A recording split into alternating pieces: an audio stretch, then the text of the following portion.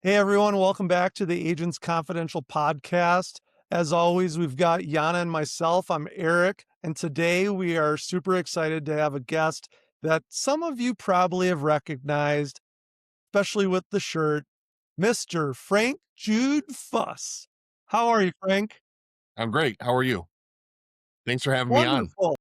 Yeah, absolutely, man. Thanks for taking the time. We're really excited to talk with you today. I feel like you have kind of an aura about you where everybody in a room at least kind of is aware of you all the time, but you have like this endearing energy and spirit to you where like people really gravitate towards you. It's been really fun to get to know you and really excited to have you on today. And my first question is, how did you get into this business? Give us a little background of how you got into it and kind of what kept you here once you started. I got into this business because I found myself unemployed. My Okay. background is actually in chemistry, physiology, pharmaceutical sciences, and a lot of medical stuff. I had a pretty decent start of a career in pharmaceuticals and medical devices. I didn't like working for somebody else. I didn't like being hounded by a manager coming out to ride along with me, and I just didn't like it. Because you made a good income doing that, didn't you? I made a really good income, Yeah. and when I quit, it was like I was giving up, and this is back in 2008. No, about 2010 is when I gave it up, and I was making. And I don't say this to brag or anything because I, income and money is really nothing to me. It's what you do with it and all that kind of stuff.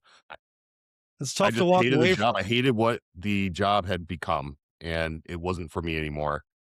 So I left. I took a severance package during a volunteer layoff, and I started my own business in medical devices and came up with I didn't come up with a product, but I came up with the marketing idea to help people with neuropathic pain problems and had this grandiose idea to open up neuropathy pain clinics across America.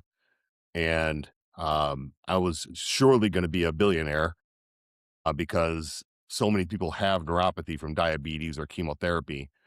And that pretty much made me fall flat on my face, and I lost pretty much everything and then some. And then I had to go back and I had to find a job because I needed money. And I worked in home care for a couple of years. And while working there, I got hurt um, on the job, not because I was lifting a patient, because I was running out to my car in February and I fell and slipped and blew my back out. And Oh, I was off so long that they couldn't return me to work. After that, I had no plan. And the way I got into this business was simply I responded to an ad with, and I'll give them a plug, Health Markets. That's where right. I got started. Yeah. I went and interviewed with a guy named Gary Boverhoff, and Still there, killing he's it. still there. And I just got a picture reminder of him at their national sales event. He invited me to go down with them after my first year, and he got award after award after award, and I could tell because he was a really good teacher. And I'll never forget how I got my start and where it came from, and the time and attention he put into me, because without that start, I don't think I'd be here today. It Right. was him. There was Right. a couple other people there that really helped me take off, and then I got to go in with my first office with my friend Jared Johnston, who's still in the business. I just loved it. I came into this kicking and screaming. It took me like 6 months to get. I had to call for an extension on getting my licensing done because I wasn't into it. I was like, I cannot believe I have to be an insurance agent. Why won't someone just hire me? God, this job's gonna suck. And it was Right. totally the opposite opposite of that. Anytime I get a chance now, when I see someone like looking for a job or a career change, I have the same question. Have you ever considered a career in health and life insurance? It's Frank, freaking awesome. Um, Even if you have to work for someone else at first, it's you have so much. There's a lot of flexibility that comes with owning your own business, because you don't have to work 40 hours a week anymore. You have to work 70. Um, but you get to do it on your own terms, and that's what I like about it. no. Frank, I remember we were at Uccello's for lunch, and you asked the waitress, who was doing a phenomenal job, great personality, like, Yeah, I think you said, "Do you like working here?" And she was like, not really. not not really." And you're like, "You should try insurance, come work for me." The guy at the leaderboard, I was talking to him and I got him in front of somebody over at Health Markets. He's moving out of town and I think he'd be great at it. Yeah. So, Yeah, it's a great place to start. Any institution that's gonna give you, training and, tapping into things. But, like, as you saw your career grow and you were becoming more successful, I guess I don't even really know how you ever got connected with Brian with, Agent Equity Group. so when I first started out, I got invited to work the walk-in center at Priority Health, and That's it. Brian was there several times, and I was in about my going into my end of my second year, and I was getting tired because I was making okay money. I think I was making like 50 or $60,000 a year. And it was enough. It was enough to like survive on and pay bills and just keep things straight. I just wasn't really busy, super busy. And Brian, I remember asking him because he's always coming in there, he's laughing, he's always smiling, having a good time. Like life doesn't suck for him at all. And I asked him one day, I'm like, why are you so happy? He's like, because I have the best job in the whole world. I'm like, how do you figure? and and we started talking a little bit about what makes this job so great or this career so great is um you got flexibility. If you run your own business, you got flexibility. The people you get to work with are fun. And he told me a little bit about the money. And I'm like, how much are you making? He's like, well, none of your business, but a lot. Yeah. A lot more than I should. And he told me about where he came from and showed me a picture of him with his mohawk hair back in the day. I'm just like going, how in the heck? But what he revealed to me was how this industry works with how commissions are paid and structured through FMOs and IMOs. And I'm like, oh, so when I get paid $100 a year on a policy from Priority Health, Health Markets actually makes $1,000 a year, and they're only giving me 100. He's like, "Yep." He goes, "And there's other people that make money." So he was one that kind of helped me crack the code as to how am I missing this? What am I missing here? And he and I have become friends ever since then. And then I ultimately left Health Markets because the amount of money I was leaving on the table just was absurd after about my third year. I really took off in that after that second and third open enrollment. But my brain and math were just having a conflict. So I respectfully went and talked to Gary. I was like, I think I need to do this on my own. He's like, it's a lot harder than you think. I'm like, "Nah, I think I got this." And I left in May of 2018, and I was already crying in June of 2018 because it was difficult. It was difficult to start off fresh on your own, even with Well, yeah, experience. you essentially kinda had to start over a little bit, right? A little bit, the good thing is that I got to keep commissions coming in from them. I had a non-compete, non-solicit to follow, and I was like, "Oh man, I'm really tied down here." But um, I really didn't need leads. I built my agency on referral only. In fact, I will not talk to any client unless they are referred directly into me or they come through one of the sources that I have out there that I consider a referral partner. Um, the only time they can come in unreferred is if they find me on Google and they like my reviews. Um, so we don't do leads, we don't dial for dollars or anything like that. Started, almost 4 years ago, would have been 22. 2022, Yeah, where because you were, subleasing office space from us, and now you have your own office, your own brand, you got agents underneath you, so, I mean, the transition can happen, right? You totally. have to what would you tell somebody that's maybe in a doesn't even have to be a captive situation, but just a situation where they feel like they're not getting all that they should, and they wanna go out on their own, but, they're not Find a sure. mentor. Find a mentor. You can find me at my office every day of the week. I will make time for anybody if they want advice on how to get started. But the first step is really find a mentor that will help you and that can kind of point you in the right direction. And most importantly, I used to do what you did for a different FMO a while back when I first left health markets. I recruited to help agents. It's like you're leaving money on the table. You have all these other opportunities and things that they do, and you got a group of people, like, and they're resistant to it. I'm like, what is your? I don't get it. It doesn't You feel cost my you pain. anything. That's where some people just get greedy. They're like, well, I should get all of that override and this, that, and the other. It's like, but you don't have that kind of you don't have that kind of volume. So first thing, find a mentor and find a good FMO that you can work with and vibe with. Yeah. I ain't going anyplace. Um, okay, so when I associate orange, I think of Frank Fuss. How? Why? Why orange? How did that come to be?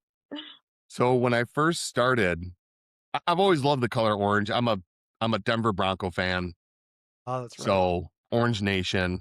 But it Makes sense. wasn't really because of that. I was just like, if that's my team on Sunday that I like to watch because I love football. The funny story is back in high school, my favorite color was purple, and I wore purple everything. I had a purple car, one of my first car that I bought after college. Really? I What did. what kind of car was it? What kind of car? It was a Pontiac 1997 Pontiac Grand Am GT with the 3-spoke slanted like wheel rims that looked I really can picture cool, it. if you were to videotape them, but I didn't have a video camera back then because it was, Stone Ages. Anyway, but when I was first started in this business, I was still dialing for dollars or taking, paid calls to fixed appointments. And when I was talking to one of my prospects at the time, I offered to go out to his house to help him, and he's like, "Well, I don't. How will I know it's you knocking on my door?" And I said to him, "I tell you what, I'll show up wearing the brightest orange shirt that you've ever seen in your life." And I just wanted him to have a visual to help him, be comfortable. And when I went into his house a couple days later, he opened the door. He goes, "Wow, that really is a bright orange shirt." I'm like, "I know. They gave this to me when they let me out of prison." He laughed. It was just a good icebreaker. From then on, I just like, I'm going to wear an orange shirt every day and somehow figure out how to make me stand out a little bit more. I mean, I always like the color and I don't have to do any guesswork about what I'm going to wear in the morning. It's going to be something orange. And it's interesting because, like, we'll go to events and people will be like, "Is Frank here?" And I just go, "Nope." Like, you look through the room, you don't see any orange, he's not there. Well, It's your call. It's sometimes on certain occasions, I will wear something different. If it's a special occasion like throws me Christmas, off. Easter, agent equity group, ultimate party, I will usually dress up a little bit and wear something a little less noticeable, like my sparkle jacket. Yeah. But it really has become like a calling card. Like, It or is. it's we're just tying it together. Donna, help me with the verbiage in the marketing world. Like, he's just on brand when you Well, see him in orange. I think like with insurance and health insurance specifically, the biggest thing you need to do is just stay top of mind. And Frank, I think for you, you've made it very easy for people to think of you because you're always in orange. I literally, if I'm at a store and I'm like, oh, Frank, Frank could wear Yeah. that. You see an orange shirt, you think of Frank, and you're not even thinking about insurance. Think Yeah. of orange and you think of Frank. I mean, Well, I don't know if it works that well, but it's I don't working know. for us, It's funny bud. though, if I'm not wearing orange for any such reason, people are like, "Is everything okay? There a funeral? You going someplace? Are you Is he hiding worth out?" Usually it's I'm sometimes I'll wear something completely different because I don't want anybody to see me. So Ah, if well, I go to a restaurant or go to the bar and meet up with somebody, it's typical that someone will come up to me and say hello or whatever, and I don't mind that, but sometimes wanna be I want to be incognito by a little myself bit. for a few minutes. Yeah. That's cool. Alright, so we got the background on that, and I alright, let's get back to this wonderful industry that you love so much. So, what are some mistakes, uh, that you made that others can learn from? The number one biggest mistake I've made was that I delayed hiring help. Mm, I delayed hiring help for probably 2 years too long. Um, and that was advice that I got from Brian, and I was just being a baby about it. Because I was finally starting to make decent money, and I had to make up for some lost time for things that I hadn't given myself. And I should have invested in my business versus myself, gotcha. for for things that I wanted. The one thing What I was really needed was trusted help, and I'm good at this business because I want to be good at this business. It's my livelihood and I enjoy it. There's How do you like insurance? I just love doing it. I love the work that I get to do. So I don't that's why it's easy for me to work 60 or 70 hours a week. I don't enjoy it during open enrollment. I'm not gonna lie there, but I really enjoy working and being around the business. But when you hire somebody as an employee, they don't necessarily they do it because that's what is on the table. That's what's being offered to them at the time. And they might not learn as quickly as you want them to. It takes a good 6 months to a year to really get value out of a new employee into your office. If it comes quicker than that, yeah, you hit the jackpot. And Isaac, who's with me now, I mean, he'll even tell you that I didn't like him at first. I was like, why did I hire this guy? And it's just because he doesn't know. You don't know what you don't know. And I know me, and I know I'm super impatient. mm, And I'm probably not the easiest guy in the world to work with, whether directly or indirectly around me. I'm pretty high energy. Like I said, the number one biggest mistake is waiting too long because it takes a good year to get used to someone else around you and trust them with your business. I've been taken advantage of a couple of times, and that also slowed me from pulling the trigger on hiring other people because this business is my livelihood. If someone steals from me here, it's like going into my one of my drawers at home and stealing my silver. It's hard to get back. Mhm. yeah, So, so some of your resistance was probably, giving up, some control, right? Of yes. now you have another person that, you can't 100% control someone else's actions as much as you train them to do it is like you're just you're becoming a little vulnerable. I Yep. get that. I get that. Well, And you and they have ideas as well, and you have to switch from everything in here is my idea, it's not your idea. yeah, We're only gonna do things that I'm gonna do, and that's a wrong approach when you hire someone in. You hire them because you have to recognize they have value beyond what you can bring to the table, and once I got used to Isaac being around, um,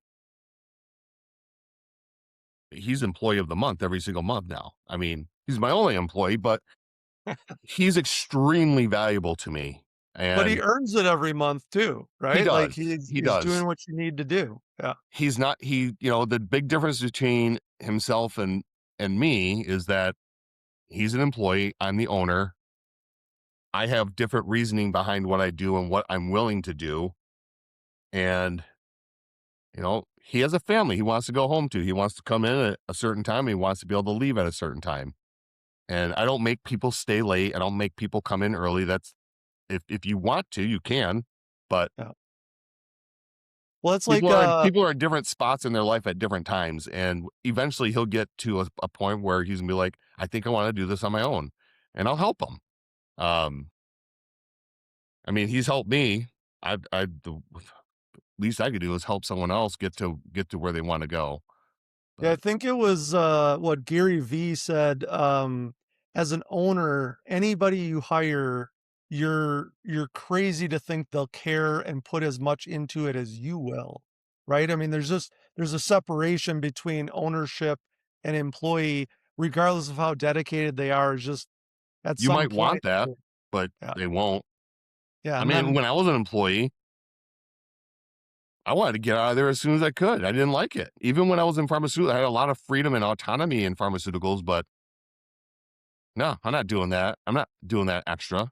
It's right. like, so Frank, you've had, kind of a journey through products and things that you're offering to your clients. Can you walk us through, because I mean, you started with health, right? Were you doing ACA and Medicare right away, or no, so my first day after I got my license and I went to training, it was on October 31st. oh, I finished my training on October 31st, and I met with the guy that did the training down in South Bend. His name is Tom Sandlin, and I'll never forget what he said. He's like, You're going to be just fine. The hardest part about this business is finding people to sell to, but because of the ACA, it's like drinking water through a fire hose." And he was right. And as long as you accept that and dig in, you you, you have to try not to make money. You have to try not to sell stuff because people at that, especially during the earlier years, people are like desperate to get, help, and they'll take it from anybody. And even me, who hadn't sold a policy yet, I still remember the name of my first client that I sold to, and he's like, "How long you been doing this?" I'm like, "About 2 hours." He goes, "What are you talking about?" I'm like, "You're my first client." I'm like, "I'll never forget you." And it was and I called up my sales there and like, "This can't be right." He's like, "What?" I'm like, I did the calculation. I think I just made like $1,200. He's like, "Well, what's wrong with that?" I'm like, "Well, it just seems like a lot."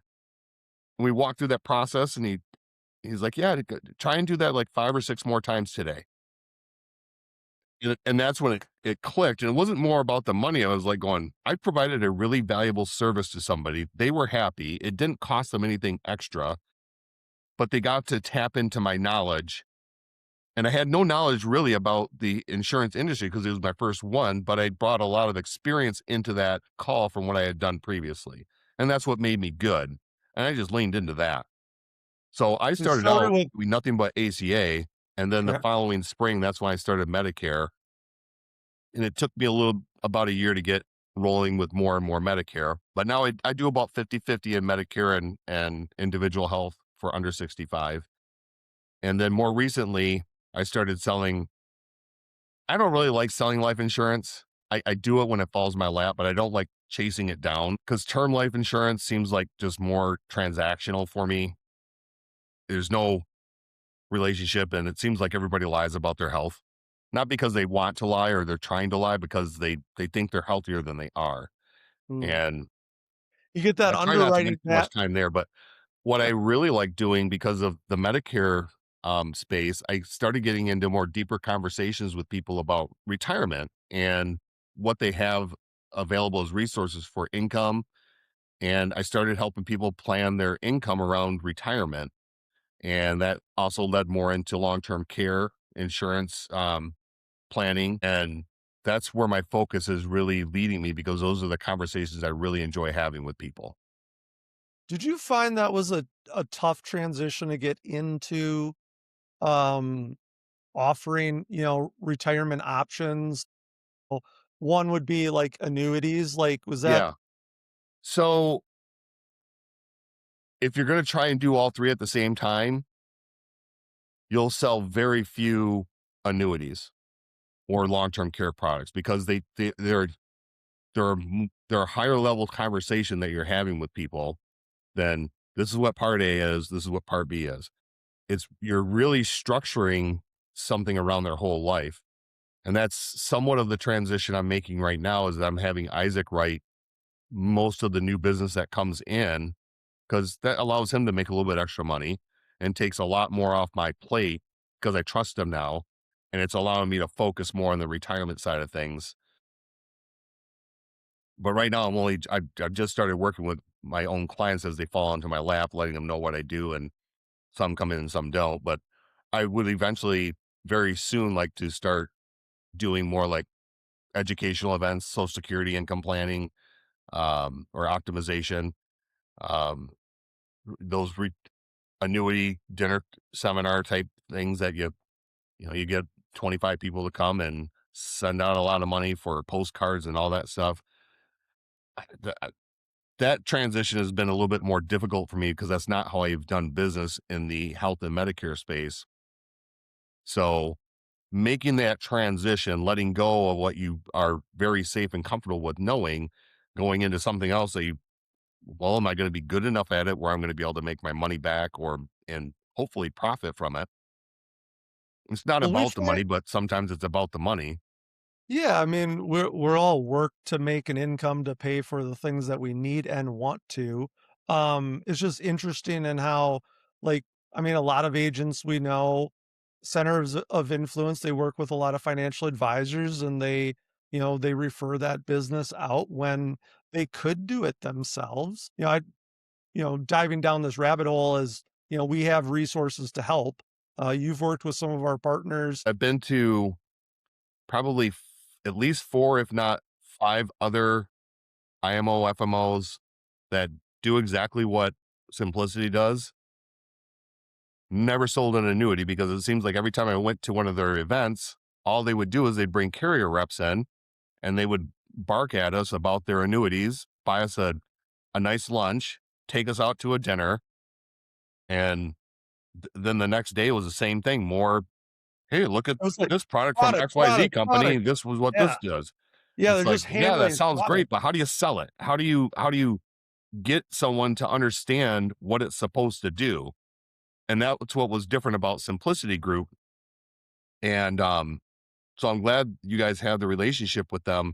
But after my very first time working with them, I still remember being there. I'm like, it cannot be this simple. This simple. It cannot. It cannot go this easy. And the very next appointment I had surrounding an annuity, I used as much as I could have retained. I asked a lot of the same questions. I led them down the same kind of path, and they got it. They understood it. I'm glad I made the sale and I got to make a commission. But those people call me up 3 years later and continue to tell me because I did their Medicare as well. There's Medicare supplements. He's like, I am so glad you have no idea the anxiety you took out of my life because I don't have to worry about money. Oh, And they didn't even have a lot. They had like a couple $100,000, but everything else was paid for. And they just wanted to know what their income was going to be.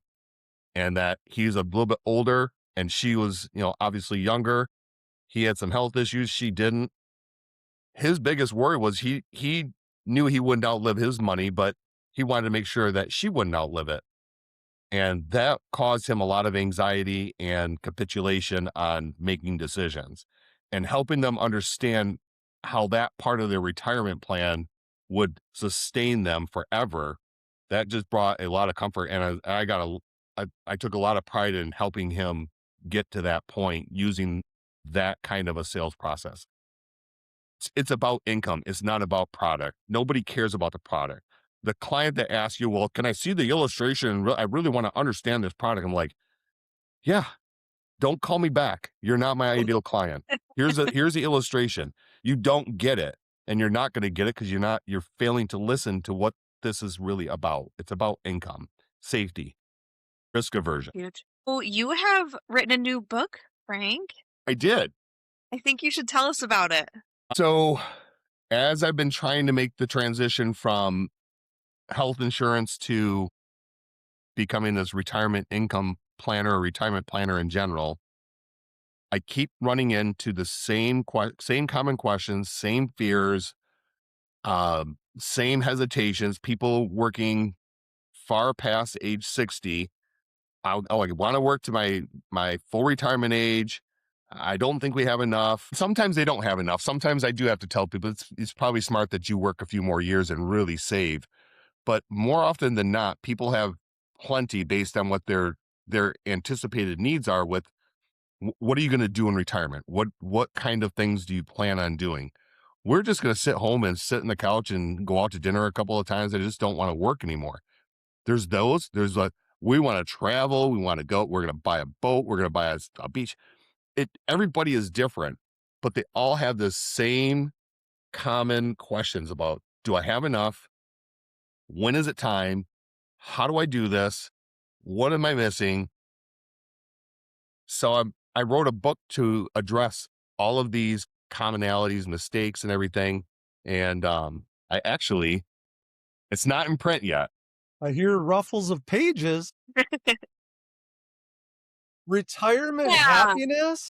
So, I mean, look at that. My freaking name Beautiful. is on a book cover. Hey, and for I our have a listeners, back cover. I mean, I don't know if what's anybody's the going to orange read it, shirt? With the but look at, orange. I mean, I feel really, really good about accomplishing this because I did it because my mind was so clouded with doubt about being able to be good at this that I started feeling like people were missing where my heart was when I talked to them about this. I Look, I make money selling you an annuity. I make money selling you a Medicare policy. There's no difference. Just the size of the number is a little bit different, but the process in the process, there's no difference. But when your sales process in offering retirement planning sounds salesy, it never works. And part of that process is people have trusted financial planners. Often, if they got any amount of money, most of them have a financial planner that they run things by and controls their finances and help them build that wealth. Part of the process, because I'm not a financial planner, it's like I almost have to fire their broker, and that's what usually one of their friends. And I'm not trying to do it in a mean way. It's just like, when you bring my plan back to your broker, he's just going to say that the plan is stupid and you shouldn't do it. And he's going to give you all kinds of, or she's going to give you all kinds of reasons why you shouldn't do it. But I know part of the underlying reason is because they make money, assets under management. If you're moving money from here to there, they're going to lose money. And also some people might hit their ego that you're going to do something without their approval. Whatever the case is, that process always is a sticking point for a lot of folks. And if they don't want to buy the annuity because they really have a well thought out plan, otherwise, fine. But most of them want to buy it and they get talked out of it. So part of the reason why I wrote this book was yes, to add clarity around some of the questions most people have, but to show how important it is to collaborate with other professionals in your life so that instead of like conflict, there's like, oh, well, yeah, I can see why you would want to do that, or whatever it is. It's more about collaboration than just, Mr. Financial Planner, you're fired. I don't want anything more to do with you. That's ridiculous. You're still going to have money that needs to be invested for growth into the future. What is that transition to protection, right? And Yes. I say a lot of And times, like, there's plenty of things I don't wanna buy that I do. I don't wanna spend the money, but I want what the thing does, right? It's yes. like, I don't want life insurance, but if I die, I want my family to be financially protected, Yep. right? It's like, And you don't want to buy an annuity, but you want what an annuity does. You should call it a self-funded pension plan is what we should call it. that is, and I use that terminology quite often to help people understand what we're doing there. But Frank, it's why'd you solving those problems. If I fail because I can convince the client that it's the right thing to do, but they're unconvinced because they have such a deep connection with this financial planner. Like, there should be no conflict there. It should be collaborative. This is not their money. This is your life, and you're allowing your life to be controlled by someone else. I've heard of financial planners telling their clients to work into their 60s. It's like, why? Your best years are 60 to 70. It's when you still have your health. You've got money. The kids are gone. You know what's important. Getting people to retire earlier than what they expected would be able to is one of the biggest joys I get out of this part of the business. every Right. single day. Frank, I'm wondering, why'd you call it retirement happiness? Everybody deserves to have a happy retirement. Do some people not have a happy retirement? Yeah. Um, one of my clients comes to mind. Uh, we were going to we were going to place about a $1.7 million annuity so he wouldn't have to ever work again. And he came into me. It came to me through a referral. His partner at their auto shop had gotten sick with cancer. And I can't remember if he died or because this is about a year and a half, 2 years ago. His partner died or got sick and just couldn't work anymore, and they got bought out, and he was no longer needed at the shop. He was not ready for retirement, not ready at all. But he didn't have any place else to go, so they came in. They were coming back in a week later to sign papers, and they get there and they both sit down quiet. And I'm like, "What's up? Something's up." He's like, "I went back to work." I'm like, ah. And in this case, it was probably a good thing. He was not ready. He was 66 years old. He was not ready. He had stayed home for a week doing nothing, and he went up the wall. And Yeah. his wife even said, "I don't want him around. He's not ready to be done working yet." And I'm like, "That's fair." Um, and then there's other clients. One wants to keep working, but one spouse just wants to retire. They go ahead and purchase the annuity to protect her so that she doesn't have to go back to retire and she can start drawing Social Security, and they still have other income sources coming in. Everybody is just so different. But what I've found, the people that are happiest in retirement have a plan. And that's what the book is intended to do. Whether you buy an annuity from me or some other agent out there, or you don't, as long as you have a plan that's malleable and you can change it and pivot with it when you need to, um, that's what a happy retirement to me looks like. And and it can mean different things to different people, but I just think that nobody's put on this planet to work their knuckles to the ground. Oftentimes, um, you'll see people work to that retirement income, that full retirement age, and then they die a couple years later, like at 69 or 72. It's not uncommon.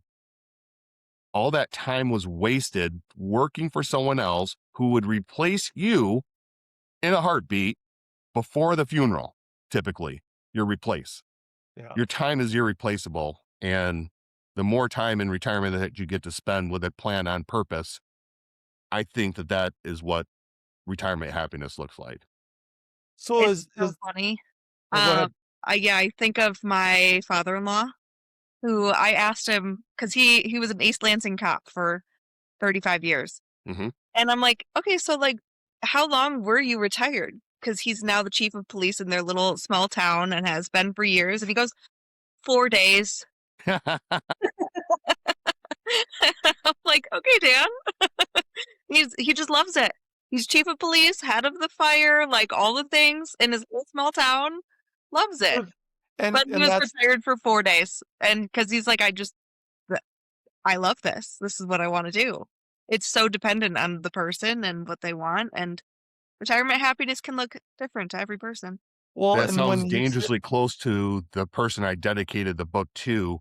I dedicated it to my friend John, to my best friend who never got to live the retirement he worked for, but inspired me to help others make sure they do. He died at Special. 49. He was a police Wow. officer. And I remember bringing him back from one of his appointments, and we're going down the M6, and there was a state trooper in the median there. Um, he looks back to look at the cop. I'm like, "Is he coming after me?" He goes, "I don't care if he's coming after you. I was just thinking what I wouldn't give to be running radar right now." No. Because he loved his work. He loved Yeah. being a cop. Yeah. I've been a volunteer police officer in the city of Belding for many years, and I Yeah. finally had to give that up because my back is just, it's not appropriate for me to risk it at this point. But I get it. When people don't want to retire, they love their life's work. As long as both couple, the husband and wife are on board, that can work for some people. I've got another client. He keeps going back to work. He comes in. I set him up with Medicare. He calls me a month later. I got another job offer. I need to cancel it. Blah blah blah. And his wife is so mad. It's like I'm become their counselor. Yeah. Well, and I hear you, both of you have said 2 words a lot over the last couple of minutes is love and happiness. And I feel like when you're in love, you're probably the happiest you'll ever be. So if you're whether it's a person, a job, a place, if you love it, you're probably in That's your happiness, happiness right there. Sure. right? So, Frank, I'm curious, is this book geared towards like salespeople or are like who should be reading this book? I want to read it. I Well, I I'm gonna wrote read it with the intent, really two intents I guess I have for it. One, if a prospect, like they came to a dinner seminar and they took my book with them and read it, or if I send it to a client that I currently have in my book of business to teach them about, here's a book on retirement I wrote. If they come to my office wanting to know more, the book did its job. If they don't come in and get an appointment with me to talk about retirement, the book did its job. It's meant to weed out both ways. I'm not here to argue with people why annuities are good investments, because they're not. They're terrible investments. They're a vehicle that does something. Long-term care, it's nobody wants to talk about it, but if it's on your mind, the book helps bring clarity to some of those issues. I think it's going to be a great book for agents that are interested in getting in the business. Okay. I think it's almost could be a manual for them and as to what to expect when you talk to um, prospects about retirement planning. Cause I give it not a ton, but probably there's 7 or 8 different examples from my clients in there. Some of the things that we came up with. Anybody from age 50 to 82, if they're still not retired, or if they're missing something. I think it's an appropriate read. I sent it out to about 20 test readers. I got about 12 responses back, and I got positive feedback on it. And I asked for brutally honest. There was a couple things I had to go back and like restructure, and like this part didn't make sense. But one of my best responses I got back was, I never thought that I would ever consider buying an annuity, but after reading your book, it it probably is on the table. Yeah, it's just a How So I strategy. know the tone and how I presented that section, because it's not a salesy book. I'm not trying to sell you into it. I'm trying to explain to people why do people go to dinner seminars to learn about this stuff, um, knowing that they're going to get sold a product. Anybody, I can't wait to give it to my friend Mike Starenka and Brian Gingler. I was hoping to have it by Vegas because they're going to be out there when I go out there in a couple weeks. But the editing process literally just started today. It's going to be 4 weeks before I get it back ready for print. Well, that's awesome though. It's uh, a very useful tool to share some of the knowledge that you've accumulated over the years and to help people find happiness in retirement. I think that's an amazing thing to be proud of. It And I is. love Frank, I love how, I use, Yana's, phrase a lot is, "We can't read the label from inside the bottle." Testing it with other people, sending it out and getting their opinion to see that it makes sense. That's, fantastic. Any sales pitch you're doing or strategy that agents listening to this are thinking about, test it with some other people before you really go to market to work out any of the kinks. Yeah. And it did the attorney that reviewed it for the estate planning section, um, she wrote it. She's like, she gave me 6 Word document pages full of corrections and her interpretation of what it should look like. And it was actually it made it a lot more clear once I had her input in there. Um, But some of the feedback I got back, it was really invaluable. It really helped bring the book together. It took me from starting to write it. I gathered information in an outline for about 6 months and then kept putting it off. Then open enrollment started. And then I started studying for Series 65 and I got frustrated with that. And I'm like, I'm going to write that book. I got to do something. And it took me a month. It took me an entire month to write it. I finished it on my birthday. And then I went through editing it for another month and a half. So no, on the 22nd, I think on the, no, March 29. Yep. That was when I finally said, I'm not touching it anymore. I'm done. Now Love that. now it's, you said going to print? It's in editing right now. So I have a professional editor going through it with a fine tooth comb to make sure it looks good, reads good, Nice, looks right, nice. reads well. People are All going to think I'm a kindergartner when they read this all the thing. words, right? Frank, I got a different kinda question for you. If you were to start in this industry brand new all over again, knowing everything you know now, how would you go about building an insurance practice like you have currently? How would you start today? First things first, it costs money to be an insurance agent the first couple of years, and you have to be comfortable with that.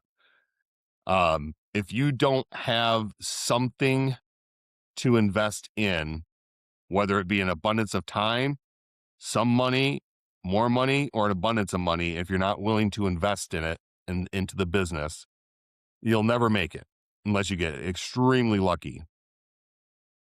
And what I say by slowly is when you don't start out with very much money like I did, you have to get creative. And you're going to find out real quick whether you like dialing for dialers. Most people don't. People that say they love it are usually lying, unless it's my friend Audra, because she loves her Saturday dial for dollars. So that's her jam. I hated it. I did it for one season and I said, I'm never doing that again. That was miserable. It makes me want to quit doing this. Yet I still find a lot of clients doing it, but I don't like getting hung up on. It feels like a waste of time. So what I did is I started some networking groups and I was consistent about it. Every Wednesday, I met people at a local tavern or a restaurant, and we would casually network with each other, no agenda.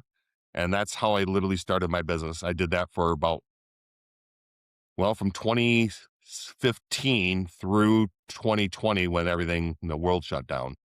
Yeah. But by then I was so busy, I didn't really even need to do it. But if I had to start all over, if I moved to Florida tomorrow, I'm starting a networking group and that's how I'm doing it. I'm not Yes. dialing for dollars. I'm just going to meet with other professionals and people and let people know what I do and let my mouth do the talking. I love Like, that. like you were saying, centers of influence, right? Attorneys, Hmm. CPAs, other financial advisors, potentially, HR directors, to say anybody that has influence over a lot of other people in their market. You get into the medical professional, you can get into government, religious groups that you're parts of. I always ask when I work with agents, and they have more time than money to invest in gaining attention through marketing is to, everybody has to know what you do, who you do it for, and why you do it, right? So they can refer you. Awesome. Awesome, Frank. Yeah, Frank, this has been so much fun. I'm glad that we talked about retirement. I feel like we haven't talked about that enough on the podcast as a whole. So thank you for enlightening us on that. And we'll have to have you back on when the book is out. So you give us all the details there. Before we wrap up, we have a closing question that we like to ask our guests. And here it is. If an agent listening to this episode only took one piece of advice from your experience in this industry as a whole, what would it be? This is the one piece of advice that I got from early on in my career. And it is simply this. As soon as you let this industry go from your head to your heart, you'll never have to worry about money or sales or anything ever again. And it's true. That My I love friend that, Tom Sandlin Frank. told me that when I was very early on, and it just made so much sense. I'm like, he's right. Because sometimes we make this about money, we make it about I can't do this because I don't have that time. But whatever the excuses are coming, they're coming from your head that's telling you to try to defeat you.